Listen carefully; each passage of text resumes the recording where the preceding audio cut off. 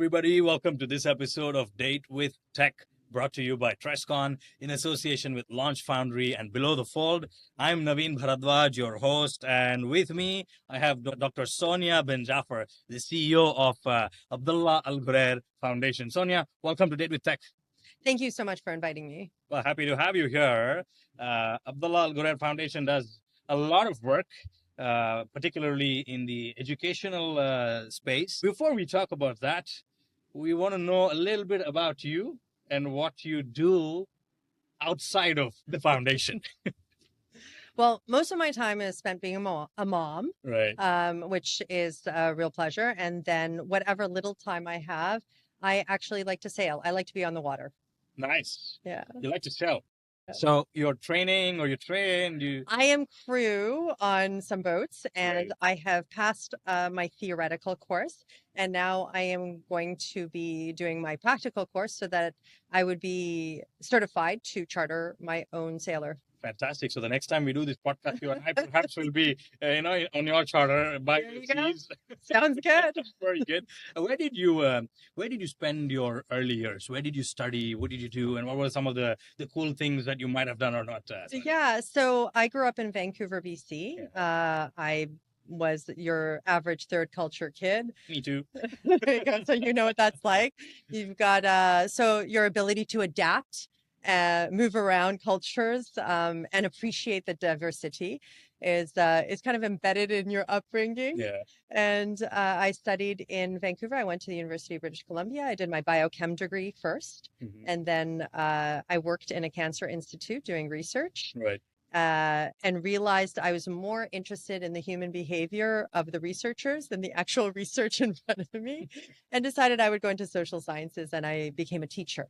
Right. And so I taught overseas after that. And then I thought, oh, this is so interesting, but there's so much more to learn so that I can do this right. And then I landed in Toronto to do my master's and my PhD there. And I have been traveling the world since I did that. And I've spent most of that time since in the UAE. Has that been social science since then, since your master's? Because from chem to behavioral and psychology, and there on to social. So you enjoy the last bit of your education. I loved all of it. I love biochemistry too. I think I just didn't like being stuck in a lab. It was really good. But I find people fascinating. I find learning the most interesting thing. Doesn't matter if I'm learning sailing, if I'm learning about Gen AI, or how I'm going to do my job better. I think that when you learn, you grow, and enabling that for others is something that just really makes me happy. Sure. As cliche as it might sound, it's a reality. You learn every single day. Yeah. Right? You learn every single day from every single person. And I think here in the UAE, we see that as well. The leaders, the government pushes you to learn every single day. Now, speaking of learning, speaking of education, so the foundation, I know about the foundation, but for the benefit of those that are watching this session, can you tell us a little bit about the foundation and the work that you all do? Sure. So the foundation was set up in 2017, and it's Abdulla Al Ghurair who decided to give 1/3 of his wealth in perpetuity to make sure that this very important passion of his, which was to make sure that educational opportunities were given to young Arabs, young Emiratis, so that they could elevate their livelihoods in a very powerful way. And that's what the foundation does. So whether it's working with academic institutions like the American University of Beirut, MIT, University of Sharjah, Zayed University, it doesn't matter. Those are all of our partners. We try to really push forward the agenda of quality education and lowering barriers, like making them go online and doing it right, or not making them, but helping them because they already wanted to do it. I think that's what the philanthropy can do. And we work very closely with government as well. And we respond to the needs that they ask of us as a philanthropy that serves the nation and the region. And a lot of what we do is the work in the learning to earning space. So really it's, how do young people bridge to that job, that entrepreneurship opportunity, that gig economy? Because when they're graduating, sometimes they feel like, oh, I still don't know what I'm doing. Yeah, absolutely. I think that the direction, that employability, that being ready for the world out there is still a massive gap, right? Because traditional teaching versus the realities of the world, they may not always match. So it's interesting to see that you're not just funding, but you're also working on that capacity build, that Yes. foundation that they need to go out there and compete and be the best. Yeah. It's I don't want to use the word noble, but it's amazing to see that 1/3 of Abdullah Al Ghurair's wealth has been committed to the foundation as part of philanthropy. Yeah. If only every single wealthy person or successful person out there starts doing that, I think we'd be solving poverty issues, unemployment issues, educational issues, digital gap issues, and whatnot, right? Well, I mean, I think what's magical about the Al Ghurair Foundation is that His Excellency Abdulaziz Al Ghurair is deeply involved in it, and so one of the things that I'm impressed by is that the funds are nice. I will never complain. I think I'm one of the few CEOs of a foundation where I don't have to fundraise because we do have that one benefactor. But what's nicer is that we get the intelligence from the board, we get the intelligence from the partners. So they're deeply involved because they want results, they want impact. They don't stop at, look, I've given funds, that's it. They want to know what the ROI is on that. And I think that that's what makes the difference because I'm treated like any of his CEOs. I have KPIs and I have biweekly meetings and all of the stuff that goes with being a business unit. Well, that's, I think, interesting because they're committed to the purpose. It's Yes. not about, I have money and I'm going to give it and then you do whatever you want to, but it's, I'm committed to the purpose. The purpose requires funding, which will come from us, Yeah. but accountability and the questioning aspect. So I'm both happy and unhappy. I'm happy that that is there. I'm unhappy because, you know, people think that foundations have an easy, cushy life, but you have to work like you're running a corporate boat, right? Yeah, I do. And the difference is that for me, the ROI is not did the person get trained? That's not even good enough. Mm. Our outcome metrics are, did the person get a job? Did the person get promoted? We work with a diversity of communities. I work with this really beautiful group of young women in rural areas who were training to be micropreneurs Mm. because they're not going to create an entrepreneurship to get B series funding. Yes. They also don't want to leave their community. Mm. They don't want to come to the big city. And as a third culture kid, you'll appreciate the cost of that move. Yeah. So I'm impressed by them, and yet they want to do something. And so the training for this is just one of our programs. The micropreneurship program was tailored for their needs, and I'm so amazed by these women. Yeah, true. I think, you know, results, but not short term, Yes. long term. Yes. So that's a proper business, but purpose led business. Let's hope so. Yeah. Where does technology fit in all the work that you do? Where does artificial intelligence fit in all the work that you do, Sonia? So for us, it's twofold. When we looked at the market and we look at jobs of the future, the technology was already part of that. We were doing digital upskilling with major partners, serving over 30,000 young people. We were training 30,000 young people for them to get into that digital Mhm. economy. That was one piece of it, and that elevated when AI kind of took its boom because you could see that those are the jobs of the future. And we needed to make sure that we had programs like Women in AI. We have programs with regards to cybersecurity, design using AI, communications, all of it. It integrates into our training programs for the youth. So that's one piece of it. The other piece of it is how are we using it and how are we making sure that we're able to make some big bets on it. And one of the pieces that we officially launching, and I'll let you know now, on the 22nd of May, and you're welcome to join us. I would love to. But we've been beta testing this for quite a while now. And it's called Masar Al Ghurair, and it's an AI platform that job matches based on skills. So not based on the job description and not based on your CV, but your actual skill set. And so we have corporates part of this, we have youth that are part of it. And what's really interesting is when, for example, a youth comes in and says, well, this is what I know how to do, it gives you your skill set. and then it says, this is what I want to do, this Mhm. job, Mhm. they will actually tell you, okay, that's a 67% match. Mhm. And here is where you can get the educational opportunity, and that's what we provide, to be able to bump it up so you're a greater match. So you can Wow. actually get that job. So it's no longer like just before, well, do you know? It's very much an algorithm that's based on market research. Fantastic. And then do you also add, the psychological, the behavioral aspects, the NLP aspects to that? Because profiles and CVs can be faked, and this is one of the challenges that most of the ATS tools were facing, right? Yeah. Candidates were changing their CVs to reflect the nature of the JDs. But this tool, does it also get into that level? They don't really see the JDs before they put it in. So that's one piece of it. Two, Masada is obviously open, but we actually embed it into our programs. Right. So it is open to everybody, but the way to really get on is to come through our program so that you know better what pathway is right for you. And we're still in the early stages, but I imagine that we're going to be embedding more assessments as more corporates get on board. Yeah. And we're really excited because our early tests have been very well received. Yeah, fantastic. So Yeah. you are training, educating, and focusing also on that digital literacy aspect to make sure that the beneficiaries, or let's say your community stakeholders, are future ready for the jobs.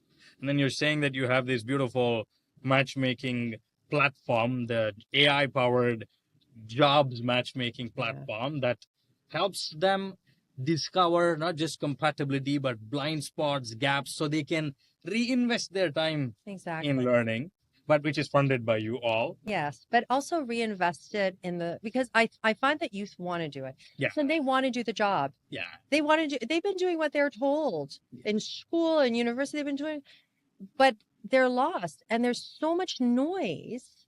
And even when I started talking to corporates about this and group HR leads, some of them, when I said, give me the profile of who you're going to hire in the next 3 years so that we can work on it. Some of them said, Sonia, I can't do that for you. Right? I don't know. I don't know. I have not done that work. So we went with corporates who did do the work and who understand the talent pipeline. And that helped others as well, because we are trying to build a community, because the talent pipeline, which is what the corporates look at them on, is your community of the future. True.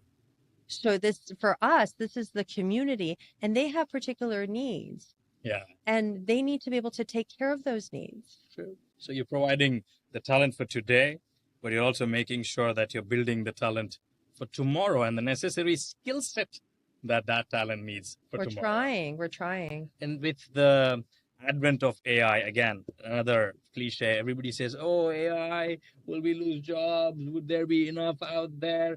Do you guys also have these apprehensions? Do the youth that you work with have these apprehensions? Do the businesses that you work with have these apprehensions? So it's funny because I don't think when I talk to the businesses and I talk to the youth, they don't talk about it in that way. But then when you put it all together, there's a little bit of a fear culture around this. But I actually don't have that fear. I don't know I'm at an age where I've been able to look at the history of how things have changed. And this fear culture around the big transformations has come up before. Right. I've seen this generation of fear culture. And what I found is that the human condition, there is a human element that if we cultivate it, if we give it some attention, it will learn how to adapt the technology to elevate us all, rather than just creating fear around it. Yeah. Are we going to lose some jobs? Yes. That's okay. We've lost jobs in the past. Yep. We're still around. People got reskilled, and that's something that we're willing to invest in. What I think is important is that we look at the diversity around us and say, let's make sure that this particular community doesn't get left behind in a digital divide. Yeah. That's what I'm more concerned about than we're going to lose jobs, but more jobs are going to get invented. Absolutely. That's what happened before. Absolutely. But communities getting left behind, that's what scares me. Yeah. And that has happened. Yep. So collective progress Yeah. unified innovation as opposed to pockets or just concentrations of the so-called privileged urban masses benefiting from it, right? Yeah. And I do concur with you. Will there be job losses? I think yes. Will there be more jobs being created? Absolutely. Here we are at the Dubai AI Festival, and I'm proud to tell you that with a bunch of different partners, we discovered and actually announced 200 plus jobs that are future tech, all the way from leadership up until developer level. There you go. So the fears of, oh, I'm going to lose my job instantly drops dead. If you're Because not it is- willing, if you're not Yeah. willing to grow and learn, Yeah. you are going to get left behind. I think, yes, AI or not, your laziness, your lack of adaptability, your resistance to change can actually, just You're in your create own way. havoc. Yeah.